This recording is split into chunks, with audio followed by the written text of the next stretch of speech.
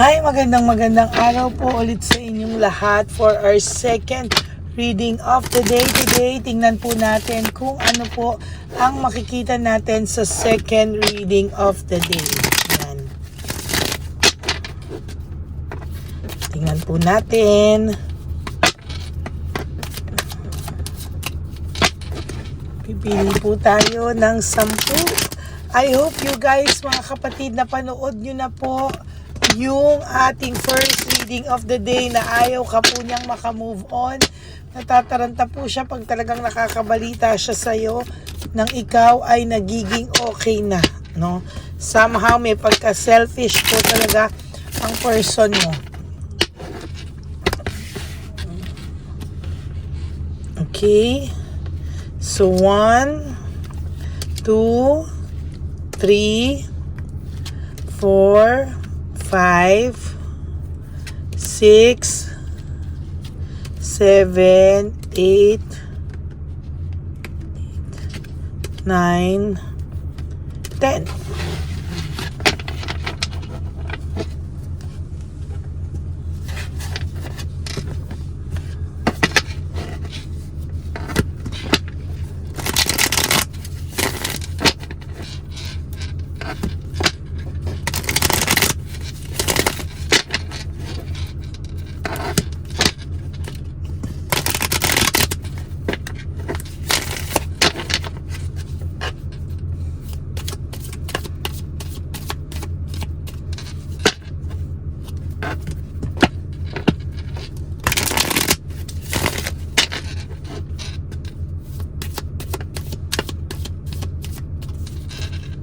Napili po tayo ng 10. 1, 2, 3, 4, 5, 6, 7, 8, 9, and 10.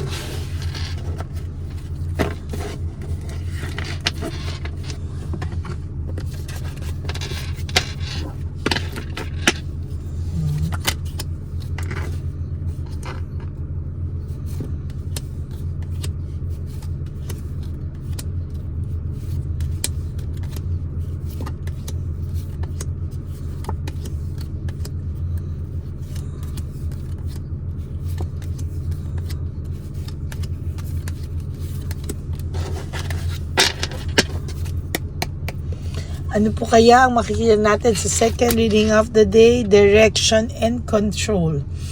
Alam niyo po kung sa tingin niyo po nawalan po ng direksyon yung buhay niyo nung nawala po yung person niyo. Actually, it's kabaliktaran. Lalo po kayong nagka-direksyon sa ngayon. Lalo ka pong nagkaroon ng direction, gagaan po yung aura mo, gagaan po yung bigat na dinadala-dala mo. You just have to continue focusing on yourself. Alam mo po, everything happens for a reason. Marirealize mo po sa mga darating na panahon ano yung sinasabi ko. Yay! Ang ganda. There's reward for you here, no? Hindi man po naging madali yung nararanasan mo sa ngayon, pero ang sasabihin ko po sa iyo ay nagiging maayos ka po at may mga rewards pong nag-iintay sa iyo. Meaning, lahat po ng sakit na dinadaanan mo ngayon ay magiging maayos ka po sa mga susunod pang panahon. Kung punong-puno ka po ng galit, kung punong-puno ka po ng nasaktan ka po talaga sa mga argumento nyo, darating po ang araw na itong taong to po ay magiging masaya ka po sa mga susunod pang panahon. Hindi mo man po maintindihan sa ngayon bakit, anong sinasabi ko, si Lady, mga pinagsasabi nito, ang sakit na nga ako magiging maayos pa ako. Yes, maiintindihan mo po yung sinasabi ko, hindi man po ganun kabilis o kinabukasan masaya ka na. But it's a process, no? Kung naaano nyo po na naiiyak pa rin kayo, nasasaktan po kayo, proseso po talaga yan, no? Oh, ang ganda talaga ng baraha mo ngayon. There is this success, joy, happiness, and celebration and confidence waiting for you. Daanan mo lang daw po ito at magugulat ka sa mga susunod na panahon, magiging okay ka din po. Ay, ang ganda talaga ng nabunot ko sa'yo. There's victory and success. Oh, sa totoo lang po, ayan, no? May victory and success na nag-iintay sa'yo. Success and success. Oh, happiness, joy, victory, confidence, celebration. Ang ganda po, no? May success po. Yung pagkawala niya po is a good karma sa'yo, no? Yung pagkawala po ng person mo is good karma sa'yo. Hindi mo man po maintindihan pa sa ngayon dahil puno ka pa ng pain. But definitely, I tell you, there will come a time na sasabihin mo, tama si lady talaga. Siya po ang merong fear of change, playing safe. Siya yung natatakot sa mga susunod na panahon. Hayaan mo lang po siyang mag-pretend ngayon. Hayaan mo lang po siya ngayong maging, ayan, yung ganyang mga pakiramdam. But sinasabi ko po sa iyo, there will come a time, no, na mas magiging maayos ka pa po, no. High level of scrutiny. Sa totoo lang po, ang taong ito po ay nakakaranas ngayon ng sunod-sunod na karma, mabibigat na karma, no? Yan, no? Disappointment. Siya po ang may disappointment sa mga susunod na araw, no? Ikaw po, sabi ko po sa iyo, hindi mo man po nararamdaman sa iyo, pero good karma po ang nangyaring pagkawala niya sa iyo at bad karma naman po sa kanya, no? Dali, baka makalimutan ko na naman. Most of the time, nakakalimutan ko po yung title. Naku talaga. Good karma ang pagkawala ng person mo sa buhay mo at bad karma sa kanya ang pagkawala mo. Ang pagkawala mo. There you go, huh? Good karma ang pagkawala ng person mo sa buhay mo. Ako, teka, meron po ako. Pasensya na po kayo ha. Minsan kung meron akong meron po akong typo sa title ng spelling. Minsan po kasi nagmamadali ako. Yan. Disappointment po ang pagkawala mo. Oh my God. No? Na yung dapat pong karma mo na dahil nandyan siya, yung bigat dapat ng aura mo, lahat po ay na-avoid mo po, no? Disaster po avoided, in reverse po kasi yung tower. So naiwasan mo po yung mga dapat na mas masasakit pang mangyayari sa buhay mo. And as a matter of fact, talaga pong sa nakikita ko ay mas umayos ka pa po, no, nang wala itong taon ito sa buhay mo. Hindi mo man po ako naiintindihan sa ngayon, but totoo po yun, ano, mas umayos ka pa po dahil nawala siya sa buhay mo. Hindi niya po mabalanse lahat ng kasinungalingan niya, hindi lang po sa iyo but also sa tsabilitang palaka niya, oh. Confusion, brutality, and chaos. Sa totoo lang po, ayan, no, there's confusion, there's brutality, may brutal pong nangyayari sa kanila sa ngayon. Ayan, no. There is resentment and desire to reconcile. Alam niyo po, isa nakikita ko dito, meron siyang resentment may desire siya to reconcile. Pero sa totoo lang po, hindi niya po magawa. Dahil siya po mismo hindi buo, magulo po ang isip niya, hindi niya po alam kung papaano po, no? Alam niyo po, sa nakikita ko, kayo po, magiging okay din po kayo, pero tulungan nyo po yung sarili nyo. Mahirap po kasing tulungan ang isang taong hindi tinutulungan ng sarili, no? Nagiging, yung mga tao tuloy na willing kang tulungan, parang nagbaback out, no? Parang nai-stress, no? Parang kahit gusto kanyang tulungan, pero minsan, alam ko naman na kayo ay dumadaan sa masasakit na phase sa buhay nyo. Pero sometimes, yung mga taong willing sa inyo na tulungan kayo po, no, be sensitive din po, no? Kasi wag niyo pong ibugtong sa kanila yung galit niyo sa ibang tao. Kasi mayroon po akong isang tao na parang, alam mo yun, gusto mo man tulungan, tulungan, bumangon, pero siya mismo ayaw, galit pa sa'yo.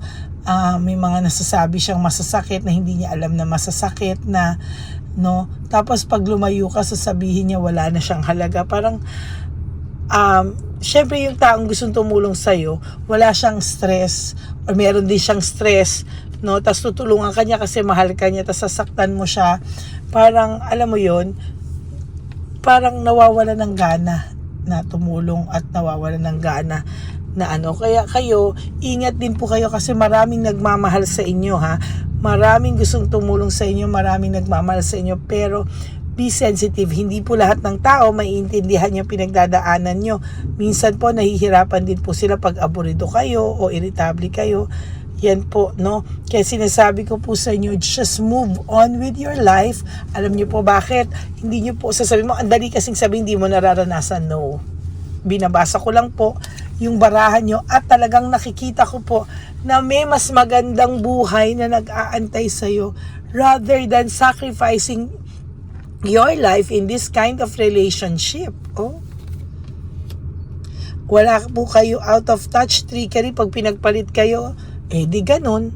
Anong gagawin nyo? Ayoko naman po na, alam nyo yun, ayoko po na ipagsiksikan nyo yung sarili nyo sa isang taong ayaw na sa inyo. Definitely sa actions niya, ganyan, di ba? Yung tarot card po kasi is just a guidance sa buhay. Si Lord pa rin po ang nakakaalam ano po ang magiging buhay nyo sa mga susunod na panahon. Kaya nakikita ko po dito na marami pong blessings na parating sa'yo. No, good karma pa nga po yung pagkawala niya sa'yo. Why? You don't deserve this kind of person. Kaya po out of touch, talagang nawala kayo, tinadhana na rin ng destiny na magawa niya yan sa'yo. Because mas kagrabe pa po yan pag hindi. Unexpected good luck. Marami pong dudating sa'yo na unexpected good luck na magugulat ka na lang na ang dami kong blessings. Pero you have to be grateful and hindi mo po yan makikita kung ayaw mo pong buksan ang puso mo. Okay? For some of you here na nag-watch sa akin ngayon sa video na ito, meron po akong mga nararamdaman na energies na hindi nyo po, alam mo yun, nakikita yung dami ng blessings sa inyo kasi nasasara nyo po dahil sa bigat ng pakiramdam nyo ngayon. And parang pinapamulat po sa akin ngayon ng Divine Universe na you have to be grateful para gumaan yung aura na papasok sa inyo. Yan, no? Sudden awareness, you have to have this realization to always choose happiness. Ginago ka po, niloko ka po. Sorry for my word, niloko ka po. Ano pong gagawin mo? Magmumukmuk ka po sa isang tabi? No, pakita mo po sa kanya na I deserve better than this. No? Kasi sa totoo lang po, yung mga tao na sana na gustong makarating sa buhay mo, yung mga taong gustong iparating ng Divine Universe para mabigyan ka ng pagmamahal na deserve mo, ay hindi po makapasok-pasok yung aura dahil sarado ka po. Diba? Sabi ko nga po sa inyo, si Zainab Arake, masayang-masaya po ako para sa kanya kasi kung hindi niya po ginawang positive yung buhay niya, kung hindi niya po binuksan yung sarili niya sa opportunity para sa kanya, mag-move on at magmukmuk, hindi niya po makikilala yung lalaking para sa kanya na ibinigay ng tadhana na talaga naman pong 3 times, 4 times, 10 times better than sa dati niya, di ba? Kaya sa nakikita ko po, gusto ko pong ganun din ang ma-experience mo.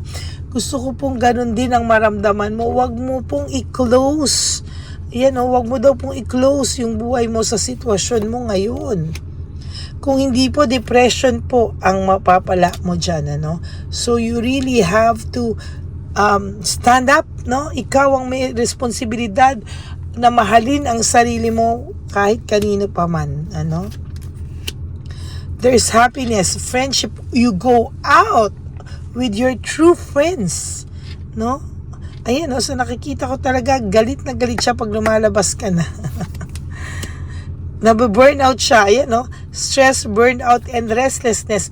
Yan po ang nararamdaman niya. Oh. Tingnan niyo po, oh. There will come a time, hindi na po kasi enough, no? Yung pagmamahal lang.